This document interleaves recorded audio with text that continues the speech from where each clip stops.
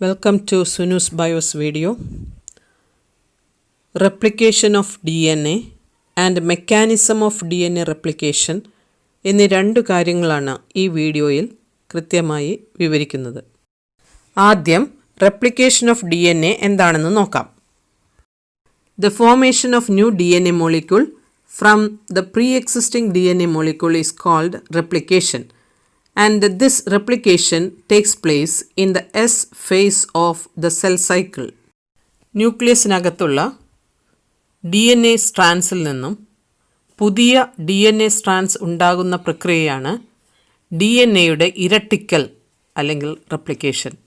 In 1953, Watson and Crick proposed a scheme of DNA replication known as semi-conservative model of replication. According to semi-conservative model of replication, the two parental strands separate and each strand acts as a template for synthesizing a complementary strand over it. After completion of replication, each DNA had one parental strand and one newly synthesized strand. Replication സമയത്ത് അല്ലെങ്കിൽ DNAയുടെ ഇരട്ടിക്കൽ സമയത്ത് DNAയുടെ രണ്ട് ഇഴകൾ വേർപിരിയുകയും അതിനുശേഷം ഇവ രണ്ടും അച്ചുകളായി പ്രവർത്തിച്ച് അല്ലെങ്കിൽ ടെംപ്ലേറ്റായി പ്രവർത്തിച്ച് പുതിയ ഇഴകളുടെ നിർമ്മാണത്തിന് അനുപൂരകമായി വർത്തിക്കുകയും ചെയ്യുന്നു. ഇരട്ടിക്കൽ പൂർത്തിയാകുമ്പോൾ ഓരോ DNA തന്മാത്രയിലും ഒരു മാതൃ ഇഴയും പുതിയതായി രൂപപ്പെട്ട ഒരു പുത്രിക ഇഴയും കാണപ്പെടുന്നു. ഇതിനെ അർദ്ധ സംരക്ഷിത DNA ഇരട്ടിക്കൽ അല്ലെങ്കിൽ സെമി കൺസർവേറ്റീവ് DNA റെപ്ലിക്കേഷൻ എന്ന് പറയുന്നു. ഇനി നമുക്ക് മെക്കാനിസം ഓഫ് DNA റെപ്ലിക്കേഷനിലേക്ക് കടക്കാം. ആദ്യത്തേത് മെഷീനറി ആൻഡ് എൻസൈംസ് ആണ്. രണ്ടാമത്തേത് പ്രോസസ് ഓഫ് DNA റെപ്ലിക്കേഷൻ ആണ്. DNA റെപ്ലിക്കേഷനിൽ സബ്സ്ട്രേറ്റായി വർക്ക് ചെയ്യുന്നത് ഡീഓക്സി ന്യൂക്ലിയോടൈഡ്സ് അല്ലെങ്കിൽ ഡീഓക്സി റൈബോ ന്യൂക്ലിയോസൈഡ് ട്രൈഫോസ്ഫേറ്റ് ആണ്. ഡീഓക്സി റൈബോ ന്യൂക്ലിയോസൈഡ് ട്രൈഫോസ്ഫേറ്റിന് രണ്ട് ധർമ്മങ്ങളാണുള്ളത്. They act as substrate for DNA synthesis. Substrate എന്ന് പറഞ്ഞാൽ അഭികാരകമായി വർത്തിക്കുന്നു. രണ്ടാമത്തേത് they provide energy for polymerization reaction. Deoxy ribo nucleoside ട്രൈഫോസ്ഫേറ്റുകളിലെ അഗ്രഭാഗത്തെ രണ്ട് ഫോസ്ഫേറ്റ് ഗ്രൂപ്പുകളും ഉയർന്ന ഊർജ്ജദായകരായി പ്രവർത്തിക്കുന്നു. ഇത് പോളിമറൈസേഷൻ റിയാക്ഷന് ത്വരിതപ്പെടുത്തുന്നു. രണ്ടാമത്തേത് DNA റെപ്ലിക്കേഷന് വേണ്ട എൻസൈംസ് ഏതൊക്കെയാണെന്ന് നോക്കാം. 3 എൻസൈമുകളാണ് പ്രധാനമായും ഉള്ളത്. DNA ഡിപ്പെൻഡൻറ്റ് DNA പോളിമറൈസ് അല്ലെങ്കിൽ DNA ആശ്രിത DNA പോളിമറൈസ് എന്നും പറയാം. It catalyzes the polymerization of deoxynucleotides on DNA template. DNA അച്ചുകൾ ഉപയോഗിച്ച് രാസത്വരണം നടത്തി ഡീഓക്സി റൈബോ ന്യൂക്ലിയോടൈഡുകളെ ചേർത്ത് പുതിയ DNA നിർമ്മിക്കുന്നു. ഈ രാസാഗ്നി വളരെ കാര്യക്ഷമതയുള്ളതാണ്. വളരെ കുറഞ്ഞ സമയം കൊണ്ട് വളരെയധികം ന്യൂക്ലിയോടൈഡുകളെ യോജിപ്പിക്കാൻ ഇവയ്ക്ക് കഴിയും. ഇങ്ങനെ കൂട്ടിയോജിപ്പിക്കുന്നതിന് പോളിമറൈസേഷൻ എന്ന് പറയും. ഉദാഹരണത്തിന് 4.6 × 10⁶ ബേസ് പെയേഴ്സ് ഉള്ള ഈ കോളയിൽ റെപ്ലിക്കേഷൻ അല്ലെങ്കിൽ ഇരട്ടിക്കൽ പ്രക്രിയ പൂർത്തിയാക്കാൻ വെറും 18 മിനിറ്റ് മതി. അതായത് ഒരു സെക്കൻഡിൽ ഏകദേശം 2000 ബേസ് ജോഡികളെ യോജിപ്പിക്കാൻ ഈ രാസാഗ്നിക്ക് സാധിക്കുന്നു. റെപ്ലിക്കേഷൻ വളരെ വേഗത്തിലാണെങ്കിൽ പോലും ഉയർന്ന കൃത്യത ഉറപ്പാക്കുന്നതിന് DNA പോളിമറൈസ് സഹായിക്കുന്നു. രണ്ടാമത്തെ എൻസൈമാണ് helicase. It unwinds the DNA strand to form the replication fork. മൂന്നാമത്തെ എൻസൈമാണ് DNA ligase. It joins the Okazaki fragments which are formed on the lagging strand of DNA.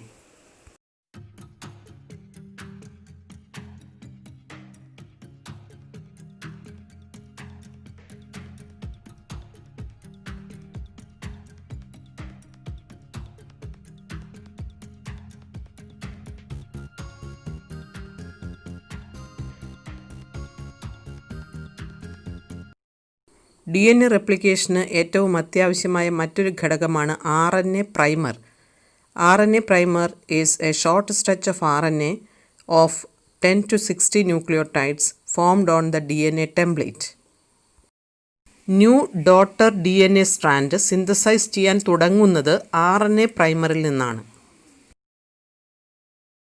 DNA റെപ്ലിക്കേഷന് വേണ്ട സബ്സ്ട്രേറ്റ്, എൻസൈംസ്, RNA പ്രൈമർ എന്നിവയെക്കുറിച്ച് മനസ്സിലായല്ലോ.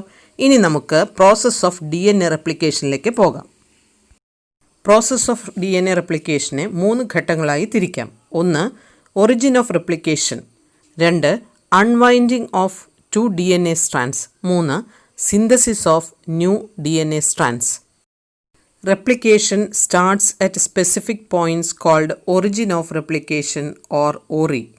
Bacterial and viral DNA have single origin. Eukaryotic DNA has many origins. Vectors provide the origin of replication in recombinant DNA procedures. പ്രൊകാരിയോട്ടിക് സെല്ലായ ഈ കോളയിൽ കൃത്യമായ ഭാഗങ്ങളിൽ നിന്നാണ് DNA ഇരട്ടിക്കൽ ആരംഭിക്കുന്നത്. അത്തരം സ്ഥാനങ്ങളെ ഇരട്ടിക്കലിൻ്റെ പ്രഭവസ്ഥാനം അല്ലെങ്കിൽ ഒറിജിൻ ഓഫ് റെപ്ലിക്കേഷൻ എന്ന് പറയുന്നു. യുക്കാരിയോട്ടിക് DNAയിലാണെങ്കിൽ വിവിധ ഭാഗങ്ങളിൽ ഒറിജിൻ ഓഫ് റെപ്ലിക്കേഷൻ ഉണ്ടാകാം. DNA സാങ്കേതിക വിദ്യയിൽ ഒരു DNA ഖണ്ഡത്തിൻ്റെ ഇരട്ടിക്കലിന് ഒരു ഇരട്ടിക്കലിൻ്റെ പ്രഭവസ്ഥാനം ആവശ്യമായതിനാൽ ഒരു വാഹക തന്മാത്രയെ അല്ലെങ്കിൽ വെക്റ്ററിനെ ഉപയോഗിക്കുന്നു. ഇരട്ടിക്കലിൻ്റെ പ്രഭവസ്ഥാനമുള്ളവയാണ് വാഹക തന്മാത്രകൾ. DNA റെപ്ലിക്കേഷൻ്റെ രണ്ടാമത്തെ ഘട്ടമാണ് unwinding of 2 DNA strands. Helicase എന്ന എൻസൈമിൻ്റെ സഹായത്തോടെ 2 DNA സ്ട്രാൻഡുകൾ സെപ്പറേറ്റ് ഔട്ട് ആകുന്നു. The unwinding of DNA leads to the formation of a Y-shaped structure to the 2 strands of DNA. This is called replication fork. നീളമുള്ള DNA തന്മാത്രകളുടെ വിഭജനത്തിൽ 2 DNA ഇഴകളും പൂർണ്ണമായി വേർപെടുന്നില്ല. കാരണം ഈ പ്രക്രിയയ്ക്ക് വളരെയധികം ഊർജം ആവശ്യമാണ്. ഇരട്ടിക്കൽ സംഭവിക്കുന്നത് DNAയിലെ ചില ഭാഗങ്ങളിൽ മാത്രമാണ്. അത്തരം ഭാഗങ്ങളെ ഇരട്ടിക്കൽ കവണ അല്ലെങ്കിൽ റെപ്ലിക്കേഷൻ ഫോർക്ക് എന്ന് വിളിക്കുന്നു. The Y-shaped structure formed due to unwinding of DNA strands is called replication fork.